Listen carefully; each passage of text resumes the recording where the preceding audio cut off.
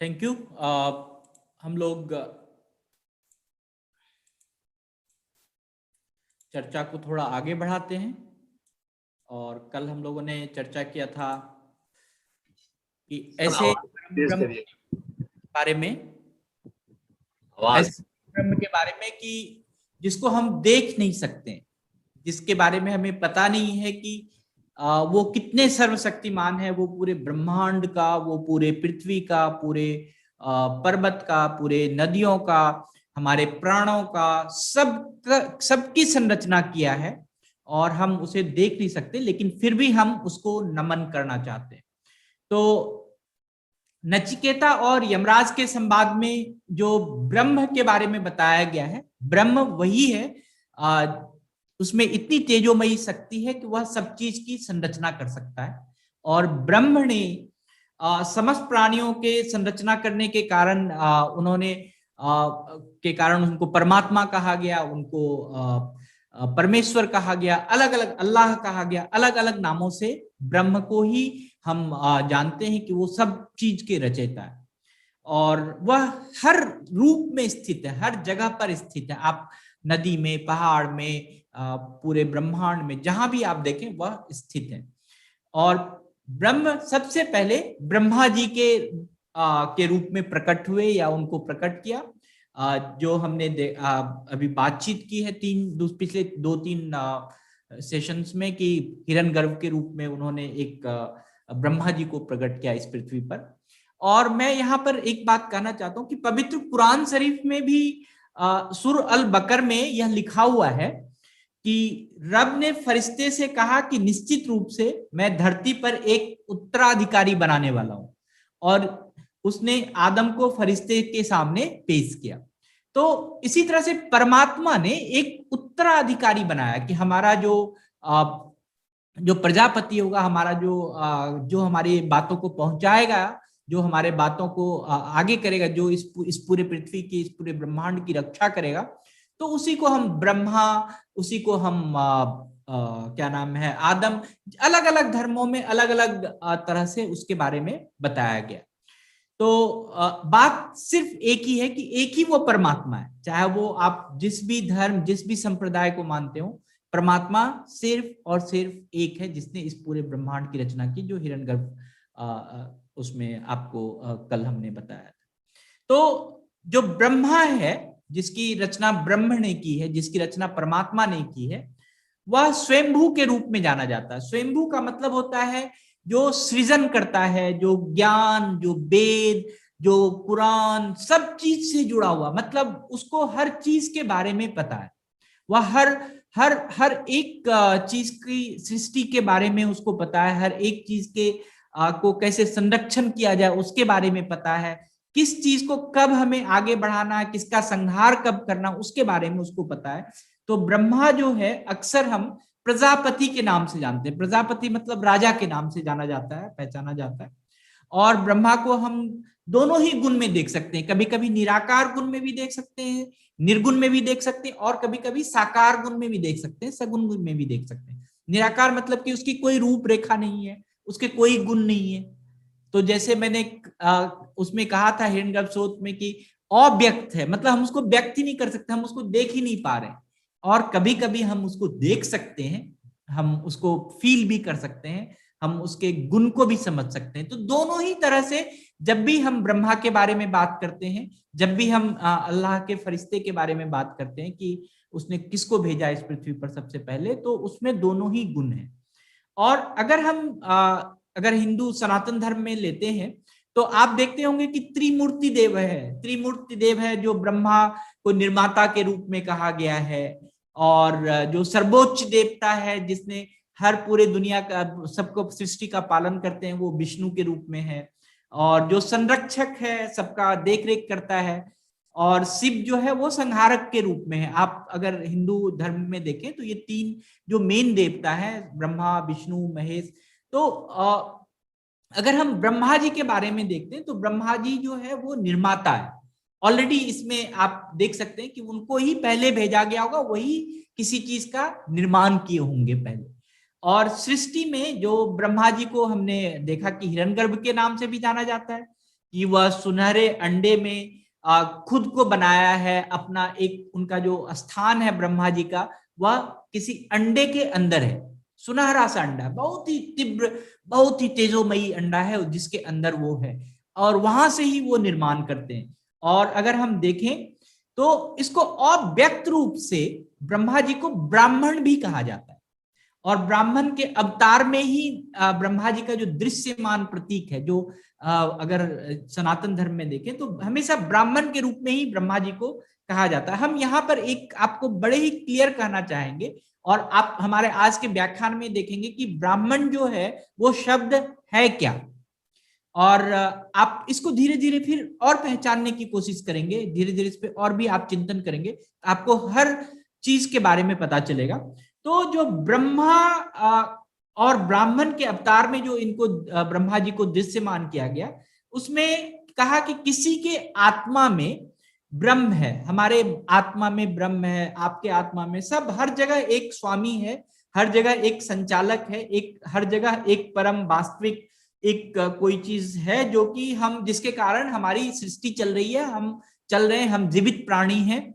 तो हर प्राणी के भीतर में उसको जो आत्मा कहा गया, उसी को हम ब्राह्मण कहते हैं। जो आपका स्वयं है वही ब्राह्मण है, और वही ब्राह्मण में विभिन्न वैकल्पिक अभिव्यक्तियों के रूप में हम कैसे इसको समझेंगे कि वो ब्राह्मण कैसे है, वो ब्रह्मा या ब्राह्मण के रूप में वो कैसे है। तो ब्राह्मण शब्द का जो अगर संस्कृत में व्याख्या की गई है, जो जिसके अंदर जो है गुण है, जिसके अंदर मानस है कि वह सोच सकता है। यहाँ पर ब्राह्मण कोई जाति विशेष नहीं है, ब्राह्मण एक शब्द विशेष है जिसको समझना चाहिए ब्राह्मण का अर्थ क्या होता है। हम सभी जितने भी, कोई भी आप जाति, कोई भी धर्म, कोई भी संप्रदाय में हो, और अगर हम ब्रह्मा जी को अपने हृदय में बसाते हैं, हम आदम को अपने हृदय में बसाते हैं, तो उसमें क्या है, उसका जो सबसे अच्छा है कि उसके अंदर कोई गुण है, आपके अंदर भी कोई गुण है, जो गुण आपके उस ब्राह्मण के कारण आता है, उस ब्रह्मा के कारण आपके अंदर है। आपका कोई मानस है कि आप कोई चीज सोच सकते हैं, विचार कर सकते हैं, वही उस ब्राह्मण के कारण आता, वही उस ब्रह्मा के कारण आता। तो ब्राह्मण शब्द का ही जो विश्लेषण किया गया है कि मतलब गुण हो, मानस हो, उसमें जन्मजात प्रवृत्ति है कि वह ईश्वर के बारे में सोच सकता है, वो हमेशा किसी धार्मिक कार्यों में, किसी वेद के कामों में, किसी ज्ञान के कामों में, वह जीवित प्राणियों में आप देखेंगे कि वह वो चीज होना चाहिए। जितने भी जीवित प्राणी हैं कि उनको ज्ञान होना चाहिए, वेद के बारे में पता होना चाहिए, हमारे धर्म के बारे में पता होना चाहिए, हमारा मानस अच्छा होना चाहिए, हम अच्छे काम करें, हम नेक काम करें। ये एज ए स्वयं आत्मा में ही आपके ये चीज इनबिल्ट है। लेकिन क्या होता है कि हम देखते हैं कि हर व्यक्ति अलग अलग है, जितने भी इस पूरे पृथ्वी पर जितने भी जीवात्मा है सब अलग अलग है, और उसमें बेसिकली तीन तरह के जो अगर हम देखें तो तीन तरह के तत्व पाए जाते हैं, तीन तरह के गुण पाए जाते हैं। और एक गुण होता है तमस गुण होता है, और तमोगुण जिसको कहते हैं, और एक होता है रजस गुण जिसको हम रजोगुण कहते हैं, और एक होता है सत्व गुण जिसमें कि सत्य के बारे में बात होती है, तो सतोगुण। तो अगर हम देखें कि तमोगुण, रजोगुण और सतोगुण है, ये हर प्राणियों में है, और ये गुण आपको समझना चाहिए कि हमारे आत्मा में जो ब्राह्मण है, हमारे आत्मा में जो ब्रह्मा है, उसके कारण है। और हम इसमें बताना चाहेंगे कि तमस का अर्थ होता है अंधेरा, और अंधेरा अगर हो कहीं पर अब पूरा ब्रह्मांड भी अंधेरा है, तो अंधेरा का मतलब ये नहीं कि वहां पर कुछ भी नहीं है। अंधेरा का मतलब है कि वहां पर कोई ना कोई उजाला पहले रहा होगा, या फिर कोई ना कोई उजाला होने की संभावना है। अंधेरा का मतलब कभी कभी हम अपने मन में भी ले लेते हैं कि हमारे जीवन में अंधेरा छाया हुआ है, तो ऐसा नहीं है कि आपके जीवन में अंधेरा छाया हुआ है, अंधेरा है तो कभी उजाला भी आएगा। और अगर हम रजोगुण के बारे में लेते हैं तो इसका जो है ये जन्मजात गुण होना चाहिए हमारे अंदर, कि हम कैसे किसी दूसरे का संरक्षण कर सके, किसी दूसरे का पालन कर सके, हम कैसे किसी के बारे में अच्छाई से सोच सके। और जो सतोगुण है वो शुद्ध और पवित्रता के बारे में, कि हम कैसे अपने जीवन को में शुद्धता, कैसे अपने जीवन में पवित्रता, कैसे अपने जीवन में साफ सफाई हम लाए। तो इन 3 गुणों में जो हम देखते हैं कि जो रजस गुण है, रजोगुण जो है, एक प्रजापति का जो गुण है, वो ब्रह्मा जी में ब्रह्मा जी का वर्णन उसी गुण में ज्यादातर किया गया और उसी गुण में मुख्यतः किया गया। तो आपको हमेशा ये चीज का ध्यान रखना होगा कि हम सभी के अंदर जो भी है पवित्र ज्ञान होना बहुत जरूरी है। और जो तमस है, तमोगुण है, वह रुद्र जी का, रुद्र मतलब शिव का गुण है कि अंधेरा, कभी कभी संहार, किसी चीज का खत्म और फिर सृष्टि का संचालन करेंगे कौन? वो ब्रह्मा जी करेंगे, आएंगे। तो इस तरह से अगर लाइफ में उतार चढ़ाव होता है कि कभी जीरो है या कभी आपके पास कुछ भी नहीं है, तो आप ये सोचिए कि आपका जो आत्मा है, आपके अंदर का जो ब्रह्मा है, वह जरूर आपकी पालन पोषण करेगा। आप अगर विश्वास करते हैं उस पर, तो जरूर वह आपके लाइफ में कोई ना कोई फिर से उजाला लाएगा, फिर से वो रजोगुण करेगा आपके अंदर। और जो सतोगुण है वो हम इसमें रजोगुण जो है इसको देखना चाहिए और पालन पोषण के बारे में भी देखना चाहिए। तो हम ये आपको बताना चाह रहे थे कि जो आपके अंदर का जो आत्मा है वो अंदर तो है ही, लेकिन हम लोगों ने बातचीत किया था कि बाहर भी हमारे लाइफ में बहुत कुछ चल रहा है, बाहर भी हमारे और भी व्यक्ति हैं जो हमारे साथ, हमारे इन्वायरमेंट में और भी बहुत कुछ है, और भी बहुत सारे जीवात्मा हैं, उनकी आत्माओं में किस प्रकार के ब्रह्मा जी का वास है, किस प्रकार के गुण का वास है, ये भी देखना जरूरी। हम इसको और भी थोड़ा सा इसको बृहद करेंगे आने वाले समय में, और इसको समझना बहुत जरूरी है कि ये जो गुण है, ये जो मानस है, ये जो आपकी बुद्धि है, ये जो विवेक है, यही आपके आत्मा में as a Brahma ji, as a Brahmin, as ए आत्मन आपके अंदर है।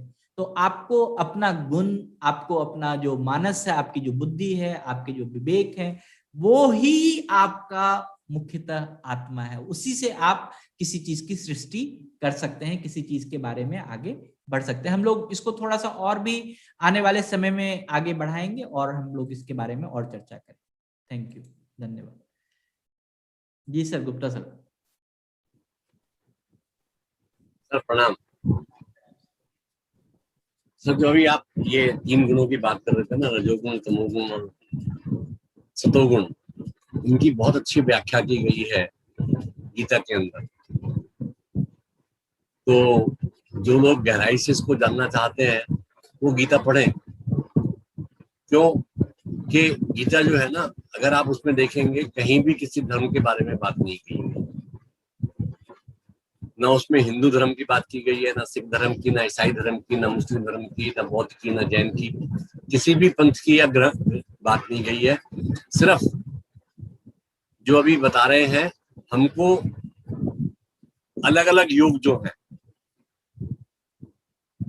उनके बारे में बताया गया है कि कर्म योग क्या होता है, तमोगुण क्या होता है, सतोगुण क्या होता है, रजोगुण क्या होता है, तो इसके बारे में है। तो गीता का अध्ययन जो है वो हमारे जीवन में बहुत सारी समस्याओं को दूर कर देता है, बहुत सारे प्रश्नों को निकाल देता है। जो ब्रह्म की बात कर रहे थे, हम अपना भविष्य भूतकाल जानते हैं। कल हमने क्या किया था, परसों क्या किया था, या जन्म से लेकर के अब तक हमने क्या किया, वो हमको मालूम है। वर्तमान नहीं मालूम और भविष्य के बारे में तो हम जानते नहीं। मगर जो ब्रह्म है वो कालांतर से क्या होता आ रहा है वो उसको मालूम है, कल क्या होगा वो मालूम है, और आगे क्या होगा वो मालूम है। तो वो तीनों कालों का ज्ञाता होता है, उसको सब कुछ मालूम होता है इस ब्रह्मांड में क्या चल रहा है, क्या हुआ था, कैसे हुआ था, कब हुआ था। तो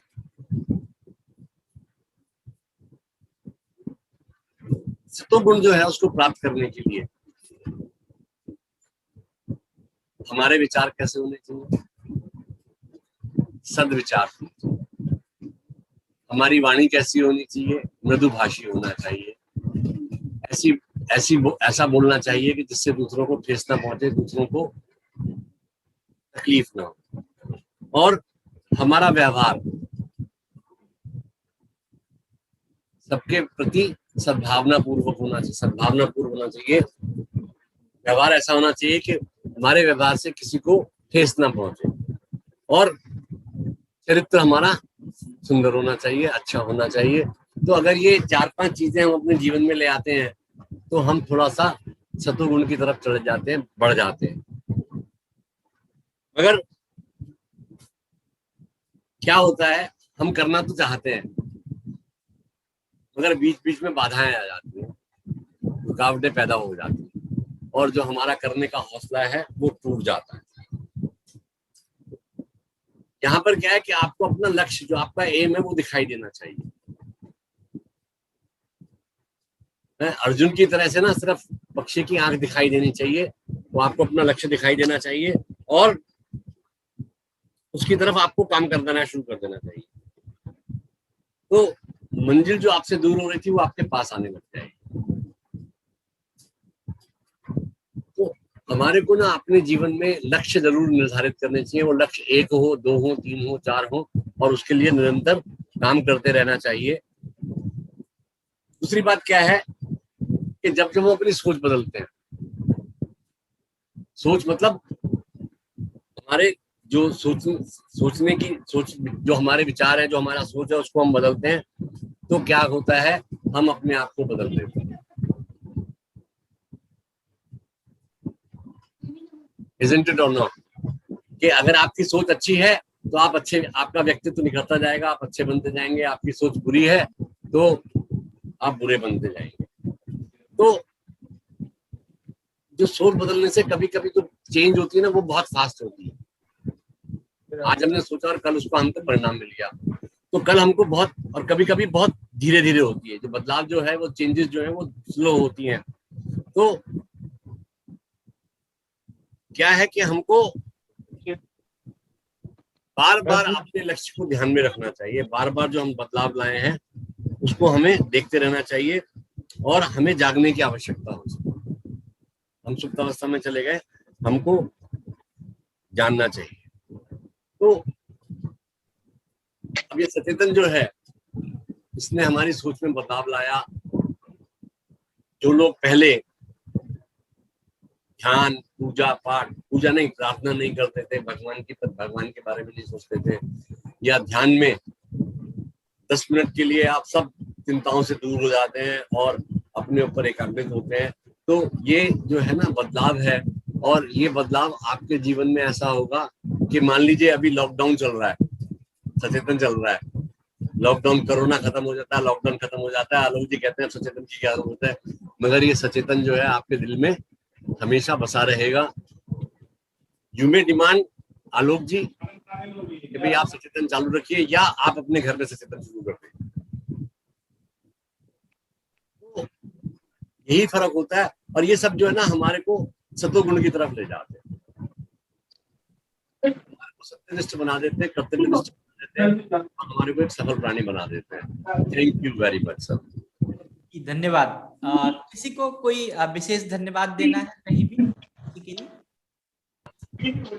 एनी क्वेश्चंस? कोई किसी को धन्यवाद? आज मैं देख रहा हूँ कि संगीता मल्होत्रा जी, आप खुद बोलिए धन्यवाद में, अगर आपको जो देना है संगीता जी।